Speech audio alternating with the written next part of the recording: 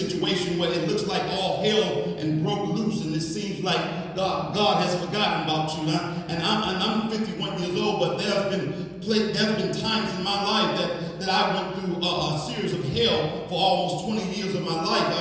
I went from living in a junkyard to living in an abandoned house. I went from living in an abandoned house to living in 10 different foster homes. I went from living in 10 different foster homes and living in a mental ward. And I asked myself over and over and over, I said, God, how did I get to this place in my life? And why do it feel like you have forsaken me? And why do it feel like, God, that nobody can understand what I'm going through, God? And I realize that now that I'm 51 years old, that most of the time when you're going through things in your life, sometimes God doesn't show you why you're going through what you're going through, because God is building your resume. He's preparing you for a bigger picture. He's preparing you for something way bigger than what you're going through. And that's why the scripture said that weeping may endure for the night, but joy cometh in the morning.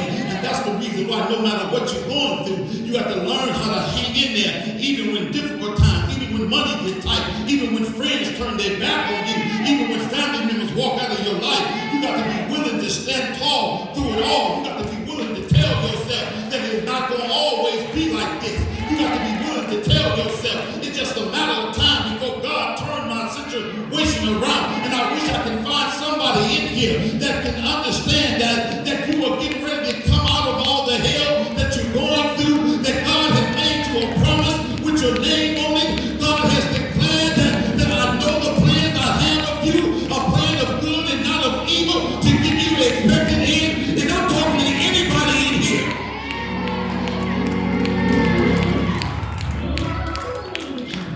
Jeremiah 29 and 11 is addressed to a group of people that's not individually. It's a promise that God is still in control even when things seem bleak.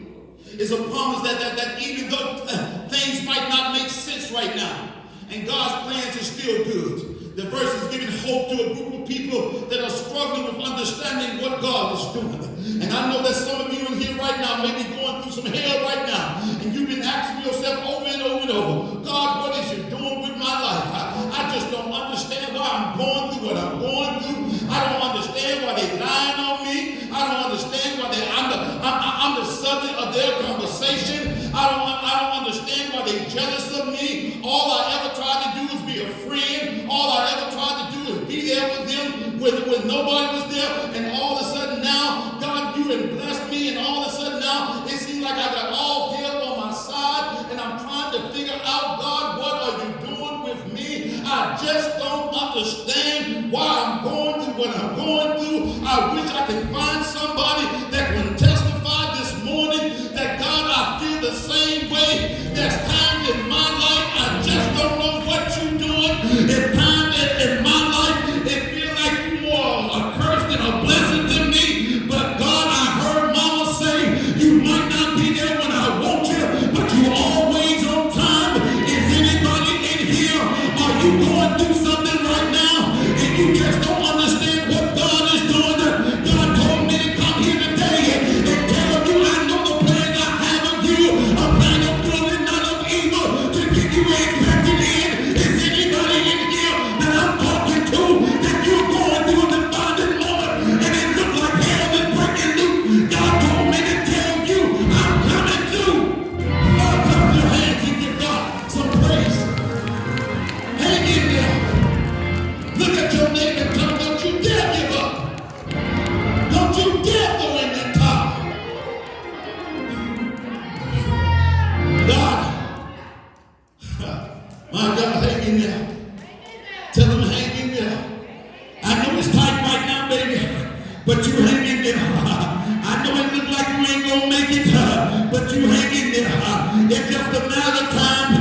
Look at your neighbor and say, it's just a matter of time before God turns this thing in my favor. Let's go a little further. Trusting God often requires not knowing how God is going to accomplish what we need to be done.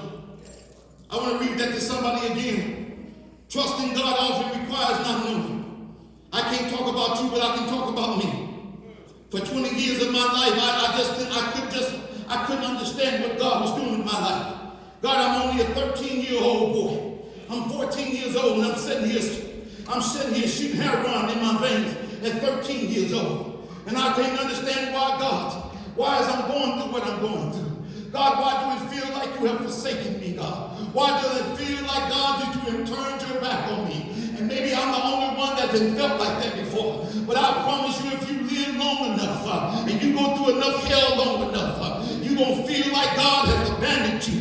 You're going to feel like God has forsaken you. But I came to find out something, that even when I was going through difficult times in my life, and even though I didn't understand what God was doing in my life, but now I can look back now over my life. I can look back over my life. I see why Mary left me. I see why David turned his back on me. I see why family members talked about me. I see why friends didn't want to be around me, because God was preparing me.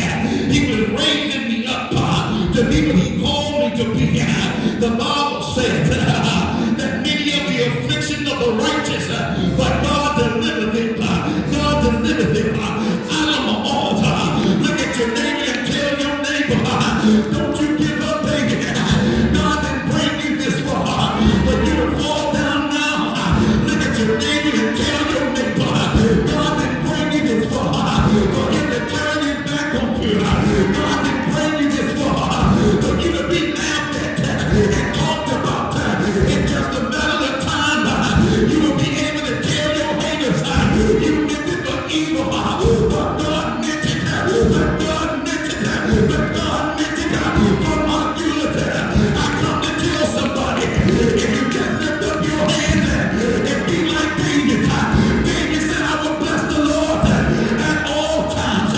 His praise shall continue be in my mouth. My soul shall make boast of the Lord, and the humble shall hear and be glad. Clap your hand and give your God a crazy praise.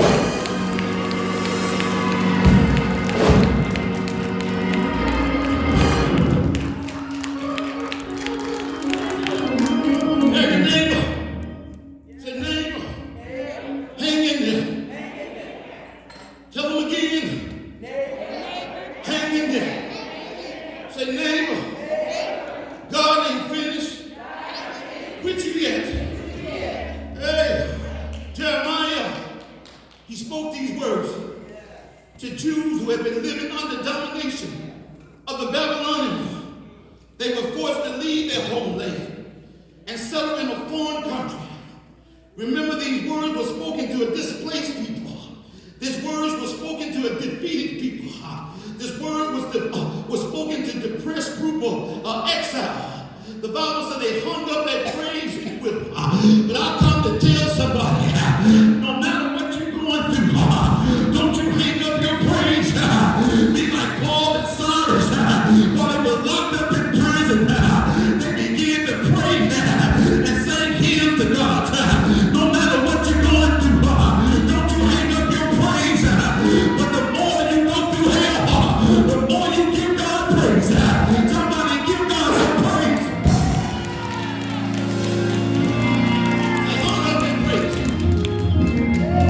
Despite of our best effort and our circumstances, Jeremiah was trapped in the city of Jerusalem, was being dissembled by the Babylonians.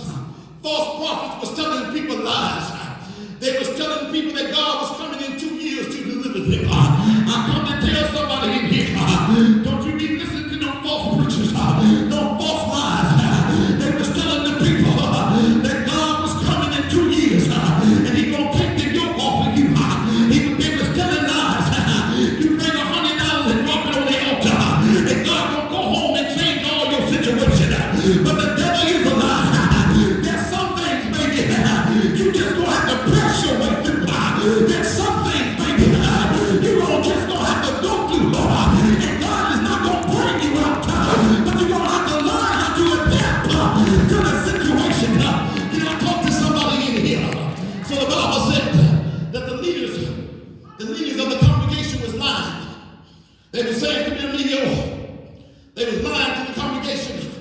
And that's what happened to the church before the pandemic now. They was lying and telling the people, you go ahead and drop $100, and I see God fixing your credit. You go ahead and drop $200.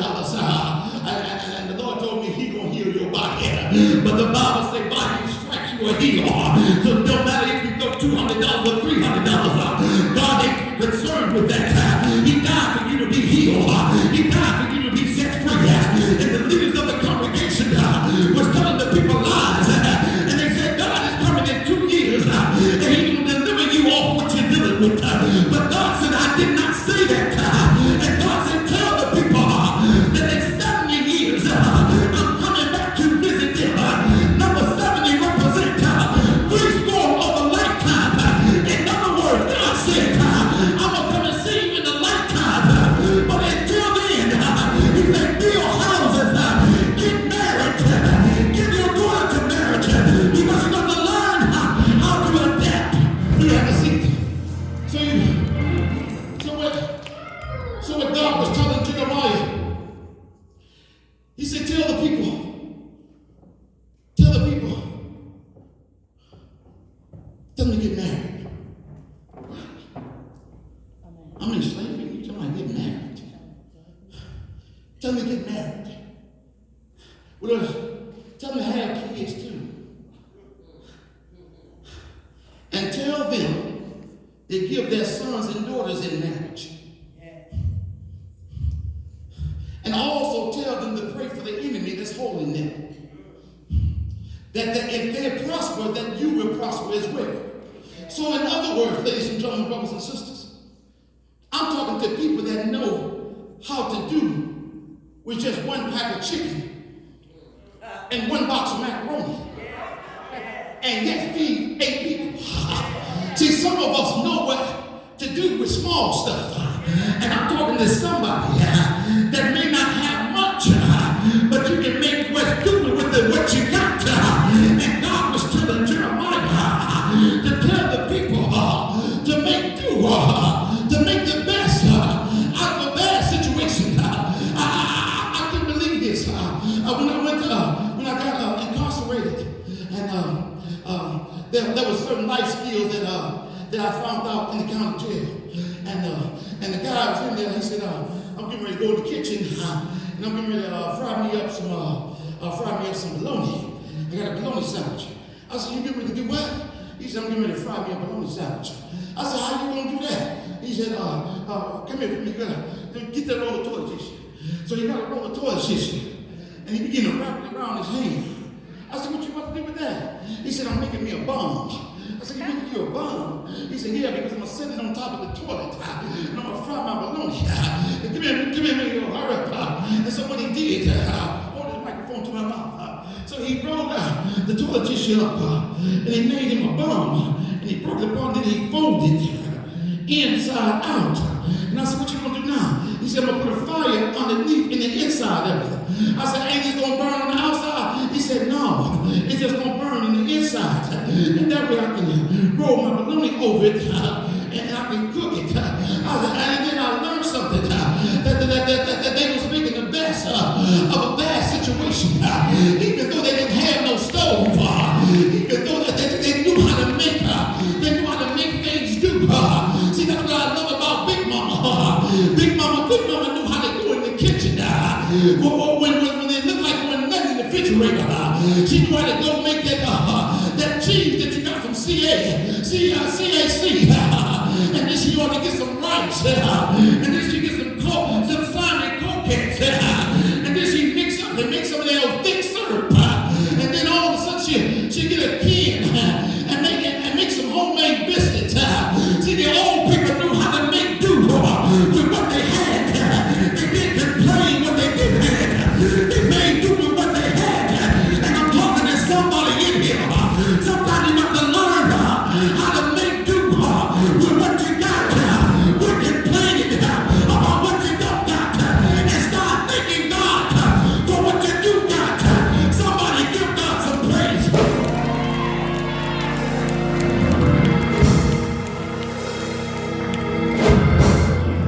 Let me wrap this up.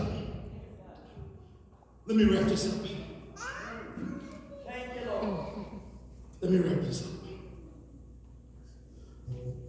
For I know the the plans I have of you. The plan of good and not of evil. In other words, I'm saying this to somebody that needs to hear this right now. That God is saying to you and I, despite of what you're going through, I'm still in control. God is saying to you and I, no matter how long you got to go through what you got to go through, in the end, I'm still going to be in control. I'm still El Shaddai. I'm still the lily of the valley. I'm still the rose of Sharon. I'm still the bridge over troubled water. I'm still the Alpha and the Omega. I'm still Jehovah Rapha. I'm still Jehovah Nisi. I'm still Jehovah Shalom. God is saying to you and I, no matter what you're going through, I'm still in control. You don't have to lose hope. You ain't got to throw in the towel. You ain't got to be crying over spoiled milk. You ain't got to be crying over people that walked out of your life, because if they walked out of your life, they weren't a part of your destiny.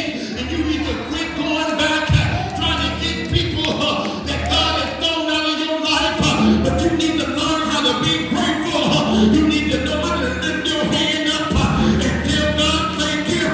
Thank you for all the things you saved me from. Thank you for all the things I thought I couldn't live without. Thank you for crying my eyes, for crying over people that weren't giving a 2 cents about me.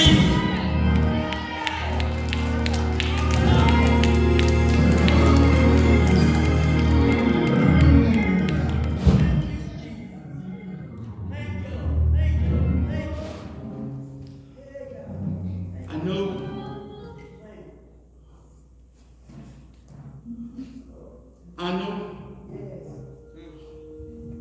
know the plans. Can I talk to some real folks?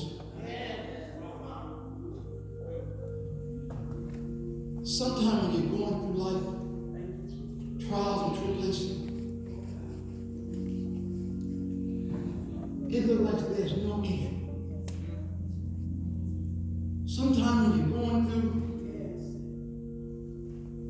it looks like you can't find nobody to talk to. Sometimes when you're going through, it seems like the right song couldn't come on. Sometimes it looks like you can't find the right word to put on the hell that you're going through. Sometimes when you're going through, it seems like you got to be the bigger person for everybody. Sometimes when you're going through, you got to put on this holier than thou